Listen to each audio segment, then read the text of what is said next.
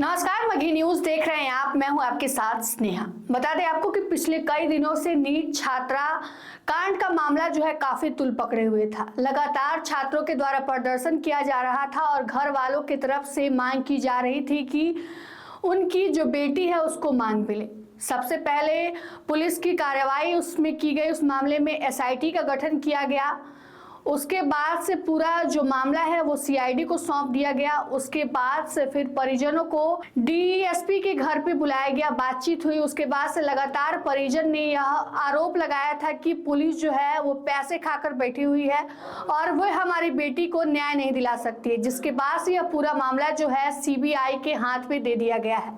अब इस मामले की जो जांच है सीबीआई करेगी, लेकिन इसी बीच बिहार पुलिस ने यह एक सख्त और जरूरी निर्देश निकाला है उन हॉस्टल और लॉज के लिए, उन मालिकों के लिए जो हॉस्टल और लॉज को चलाते हैं। और ये सब कुछ उस हॉस्टल और लॉज में रहने वाली महिलाओं और लड़कियों की सुरक्षा को ध्यान में रखते हुए यह फैसला लिया गया है।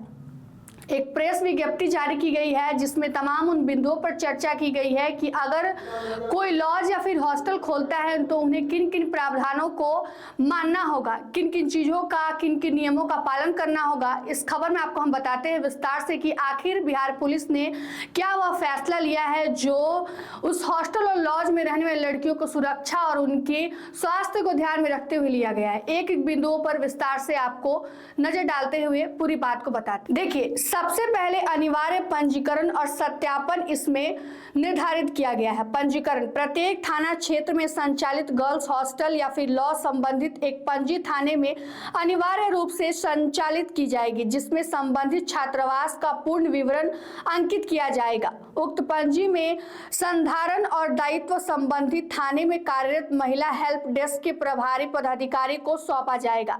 यानी कि पूरा रजिस्ट्रेशन कराना पड़ेगा। अगर कोई मालिक जो है लॉज खोलता है, हॉस्टल खोलता है, तो उसका रजिस्ट्रेशन पुलिस थाना में कराना अनिवार्य होगा। स्टाफ का पुलिस सत्यापन, हॉस्टल में अगर जितने भी स्टाफ काम करते हैं, जो वॉचमैन है, हॉस्टल के जो वार्डन है या फिर जो भी सफाई कर्मी हॉस्टल में करने आते हैं, उन सबका सत्यापन, सभी स्टाफ का सत्यापन जो है आपको पुलिस थाना में करवाना पड़ेगा कि किस किस व्यक्ति की एंट्री जो है हॉस्टल या फिर लॉज में होती है। दूसरे बिंदु में लिखा गया है कि बुनियादी सुरक्षा ढांचा, सीसीटीवी कैमरे लगाए जाएंगे हॉस्टल के मेन गेट पर, गलियारों में या फिर जहां भी गलियारे हैं हॉस्टल में, जितने भी संबंधित जगह है वहां पर सीसीटीवी कैमरे लगाए जाएंगे और सीसीटीवी हाई प्रोफाइल वाले एचडी क्वालिटी में होने चाहिए।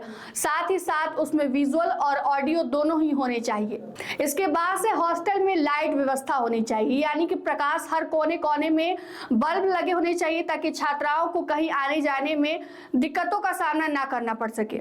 और इसके साथ ही साथ मजबूत दरवाजे और खिड़की की भी व्यवस्था की गई है, यानी कि जिस भी कमरे में छात्र छात्राएं या फिर कोई स्टूडेंट रहता है उसके लिए मजबूत खिड़की दरवाजे बनाए जाने चाहिए और खिड़की पर लोहे की जाली होनी चाहिए और कमरे में अंदर से बंद करने के लिए मजबूत सिटकली होनी चाहिए और उसमें मजबूत ताले की भी व्यवस्था करने का प्रावधान रखा गया है। हाइजीन का भी पूरा ख्याल रखने के लिए बोला गया है कि समय समय पर सैनिटाइजेशन कराना पड़ेगा हॉस्टल का, जिससे किसी भी प्रकार की बीमारियां उत्पन्न ना हो सके। अब तीसरे बिंदु पर प्रकाश डालते हैं। इसमें विजिटर रजिस्ट्रेशन की बात कही गई है। प्रत्येक हॉस्टल लॉज के विजिटर रजिस्ट्रेशन संचालित कराया जाए। इसमें हॉस्टल में आने वाले प्रत्येक व्यक्ति का नाम, मोबाइल नंबर और आधार विवरण अनिवार्य रूप से दर्ज होगा। यानी कि जो भी व्यक्ति हॉस्टल में जितने बार आता है जाता है, उसका मोबाइल नंबर, उसका सिग्नेचर, उसका नाम, आधार नंबर, सब कुछ का सत्यापन किया जाना जरूरी है। पुरुषों का निवेश निषेध होगा, यानी कि छात्रावास में कोई भी पुरुष नहीं जाएंगे। अगर जो भी पुरुष उसमें जाते हैं तो यह सुनिश्चित किया जाना चाहिए कि आखिर छात्रा से या फिर उस बच्चे से उसका संबंध क्या है। अगर कोई जरूरी है तब भी उसमें पुरुषों का प्रवेश होगा, जरूरी होगा, वो भी पूरी निगरानी के साथ। तीसरा है बायोमेट्रिक का सत्यापन। छात्र छात्राओं और स्टाफ के रात्रिकालीन उपस्थिति के लिए बायोमेट्रिक सिस्टम का उपयोग कराया जाए ताकि छात्राओं की सुरक्षा सुनिश्चित हो सके। मतलब कि रात में अगर कोई आता जाता है या फिर छात्राएं अंदर जाती हैं तो उनको बायोमेट्रिक सत्यापन के लिए, यानी कि बायोमेट्रिक की वहां वहां पर व्यवस्था करने की बात कही गई है। बिहार पुलिस के द्वारा ये सब प्रेस विज्ञप्ति में लिखा गया है।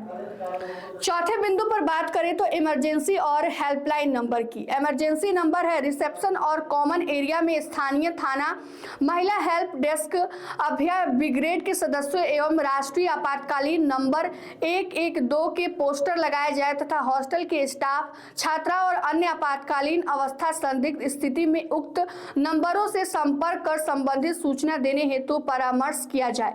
यानी कि हॉस्टल में हेल्पलाइन नंबर 112 का पोस्टर लगाया जाए ताकि अगर कोई भी आपातकालीन स्थिति आती है तो उस नंबर पर फोन करके पुलिस स्टेशन में उसकी सूचना तुरंत दी जा सके।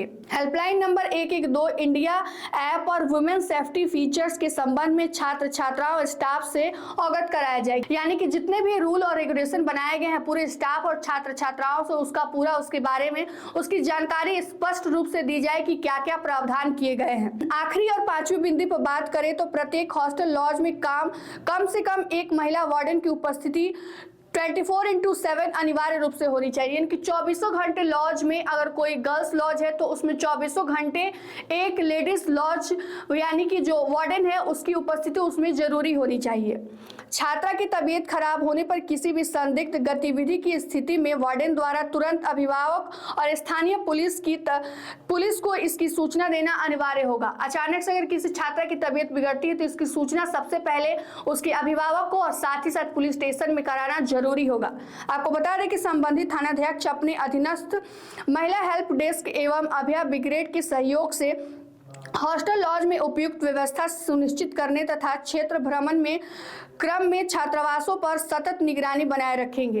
इस प्रकार यह मामला जब से सामने आया है तब से बिहार पुलिस जो है लगातार सचेत हो गई है और इसको लेकर यह प्रेस विज्ञप्ति जारी किया गया है जिसमें यह साफ कहा गया है कि अगर कोई भी हॉस्टल या फिर लॉज खोलता है तो उसको इन तमाम प्रावधानों का पालन करना होगा, सभी नियमों का पालन करना होगा। अन्यथा अगर एक भी नियमों का पालन नहीं किया जाता है तो उस पर सख्ती होगी, कार्रवाई की जाएगी, उस पर FIR तक दर्ज हो सकता है। यह खबर आपको कैसी लगी, साथ ही साथ बिहार पुलिस की यह पहल आपको कैसी लगी, कमेंट बॉक्स में जरूर बताइएगा। फिलहाल की इस खबर में इतना ही। तमाम छोटे बड़े अपडेट के लिए बने रहे मगही न्यूज के साथ। धन्यवाद।